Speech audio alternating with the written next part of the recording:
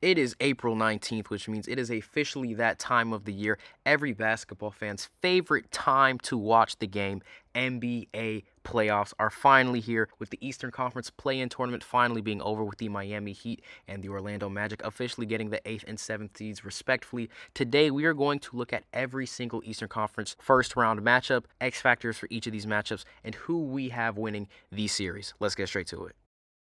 Now, in our first series, we have the number 1 ranked Cleveland Cavaliers versus the number 8th seeded Miami Heat. I think this series is pretty straightforward. When we look at both of these rosters, obviously the Miami Heat, they still got dogs. They got Davion Mitchell, who had an amazing game versus the Atlanta Hawks in this play-in tournament. You have Tyler Hero, who's giving you 20, 30-point games like nobody's business. You got Bam Adebayo. You've got Wiggins and Highsmith doing good things. You've got Hawkins Jr. All that out the way. The Cleveland Cavaliers are going to dominate this series. They're the first seed for a reason. Donovan Mitchell, All-NBA first team, arguably at the lowest second team. I had him at my second team, but Mitchell should be first team. Curry bias aside. You've got Darius Garland remembering who he is and being healthy in a series. You've got the craziest front court in the Eastern Conference between Jared Allen and Defensive Player of the Year, in my opinion, Evan Mobley. You've got DeAndre Hunter. You've got Max Strus. You've got pieces. You've got complementary guys. You've got guys who can come off the bench and give you good production for the Cavs. You've got an amazing starting core. I think the X factor for this series is Evan Mobley, and why I say he's the X factor, he is the one that's going to shut down Bam Adebayo, because the Heat can still get it going in the paint, and you've got guys like Hero and you've got guys like Wiggins who utilize that little floater, that little midi within the perimeter, just outside the restricted zone, that little CP3-esque midi game that both of those guys have. Evan Mobley being a rim protector, it's going to be up to him to really shut that down. Obviously, Jared Allen got a lot of lateral quickness as well, but it starts with Evan Mobley. He is their lead anchor on defense, and if Mobley can clamp Adebayo and really stop the Miami Heat from getting second possessions, getting offensive rebounds, because again, in that Atlanta Hawks game, that is what killed the momentum for the Hawks. Guys like Adebayo, Wiggins, Highsmith, and Mitchell getting those offensive rebounds. If Evan Mobley's able to do his job and lock all of that up, I just don't see how the Miami Heat get going. Obviously, Davion Mitchell can maybe stop Mitchell or Garland for a game, but they don't have another perimeter defender who's on that level. So inherently, he's going to be split between two guys, and I don't think he has that type of energy. So everything said, X factor for this series is Evan Mobley starting the charge defensively and getting the Cavs defensive and offensive rebounds.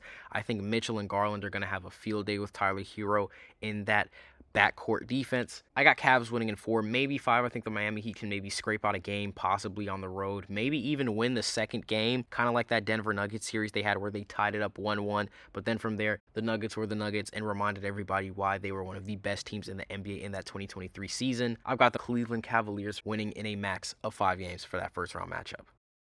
Now, in our second matchup, we've got the number 2 ranked Boston Celtics versus the number 7 seed Orlando Magic. This series is a little bit more interesting to me because while the Orlando Magic did get their spot from the play-in tournament, this was a team on a tear. Banchero, Wagner, Suggs, Anthony, Carter Jr., KCP. This is a team that was top 3 in the East at a time. This is a team that even when Banchero went down, Wagner was still there giving those guys minutes. Game winner against the Lakers earlier this year, he was going crazy as well. He was in MVP conversations at one point in this season.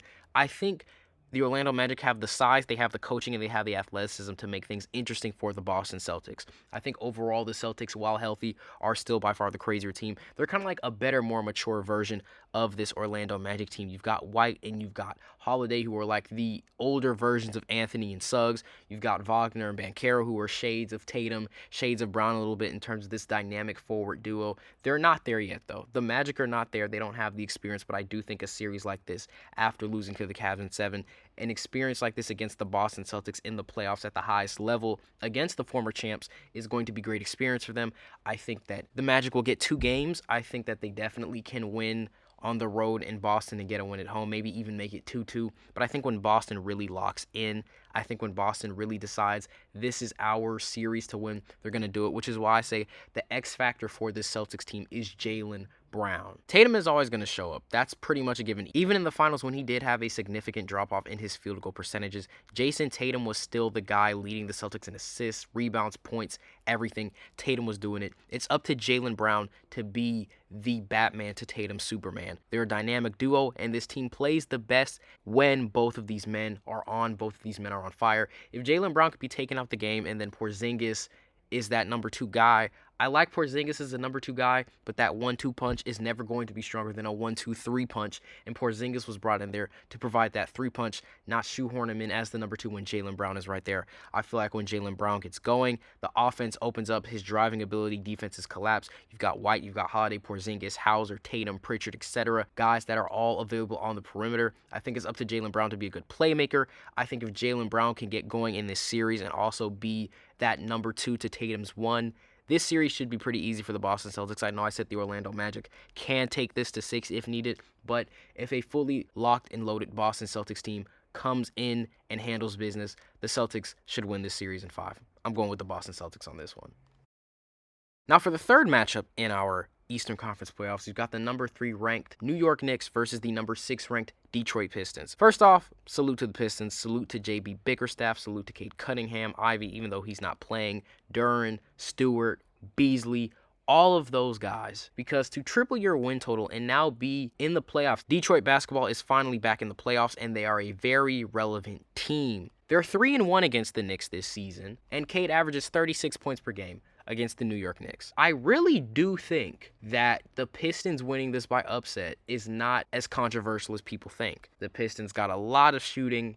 They've got 2 good bigs in Stewart and Duren. Obviously, are they better than Cat and Mitchell coming back? No, but it's enough for them to not get completely outclassed in the post by those 2. I think Cade is going to have a field day. I think Josh Hart, he's a good defender. He's not great. And you don't have DiVincenzo anymore. You don't have that other body that you can throw at Cade Cunningham. With that being said, though, but I think the Knicks should win it. That's not a diss to the Detroit Pistons. I think the Pistons are going to make it a heck of a series. Definitely see this going to 6 or even 7. But the Pistons don't have that 1-2 punch consistently. You've got Duren, you've got Beasley, all guys that can go off and get wins, but you don't have Jaden Ivey. I think if the Pistons had Jaden Ivey, I would almost be inclined to pick the Pistons just off youth, just off athletic ability, just off hunger. But I think Brunson always shows up in the playoffs. He's one of the few playoff risers in the league, clearly, along with Jamal Murray, guys who actively play exponentially better in the playoffs. And I'm not saying in the regular season they play bad, but exponentially in the playoffs, they rise to the occasion. I think that OG is going to play good. Maybe you get Suni Lee there courtside more than you know.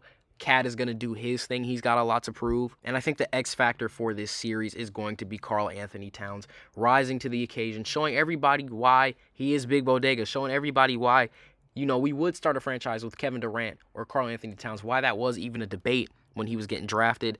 I think that the Knicks are a little more experienced with that Philly series, with other series that they've played in the past. They've learned from the mistakes they made in the Pacers series, another young and hungry team that we're going to dive into a little bit later.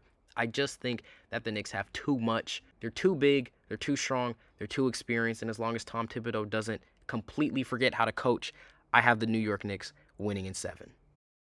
And for our last matchup in the NBA Eastern Conference playoffs, we have the number 4 ranked Indiana Pacers versus the number 5 ranked Milwaukee Bucks. I'm going to be honest with you, about a week ago, I would have said Pacers in 5. But Damian Lillard is back, and that is the X factor for this series. If Damian Lillard, coming off of a blood clot, just happy to see him get back on the floor, that's great.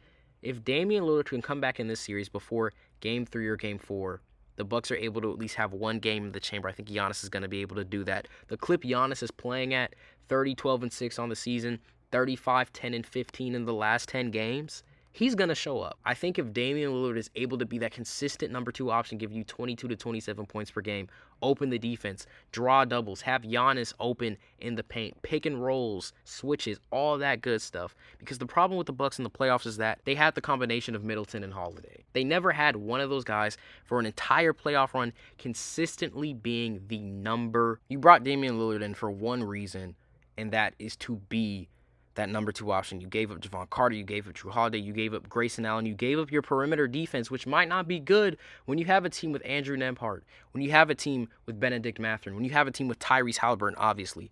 But you're getting an offensive juggernaut still in Damian Lillard, who's able to give you highlight after highlight, 3 after 3, drive after drive, dunk after dunk. If Damian Lillard shows up the way that he can, like he did in Portland in that Denver series, I know that was a few years ago, but still, I think he's got some stuff left in the tank. If he shows up, that Dame shows up, Bucks win in 6. If that Dame doesn't show up and it's Giannis versus everybody, then I do think the Pacers win in 7 games. I think if it's Giannis versus everybody, he's going to have an off game. He's going to get tired. Pacers are able to put a pace on anybody for at least 4 games. Even in that Celtics series last year when the Pacers made it to the Eastern Conference Finals and they didn't even have Tyrese Halliburton, that was the closest the Boston Celtics came to losing a series when you look at statistically how much they had the lead versus how much the Pacers had the lead. Kind of very similar to that Nuggets-Lakers series where the Nuggets were down to the Lakers for half, if not a majority of that series, if I remember correctly, but the Nuggets made the right choices in the clutch. It was very similar to that. With that being said, though, I do think that the Milwaukee Bucks, if Dame shows up as the X factor, they get it done in 6, but if Dame doesn't show up, I have the Milwaukee Bucks losing to the Indiana Pacers in 7 games. With that being said, though, guys, that is going to do it today for our Eastern Conference NBA Playoff Round 1 predictions. As always, if you enjoyed the content, make sure to like, comment, share, and subscribe. Follow all of the podcast socials. Follow us on YouTube, Spotify, Instagram, TikTok, Twitter. And as always, if you enjoyed the video, make sure to like, comment, share, and subscribe. And let us know whether or not you agree with the predictions, whether or not you had a different series going a different way, whether you thought another team would win the play-in tournament. Love to hear the feedback from you guys. Again, as always, thank you so much for the support. And if you enjoyed the video, make sure to like, comment, share, and subscribe. We will see you all in the next one.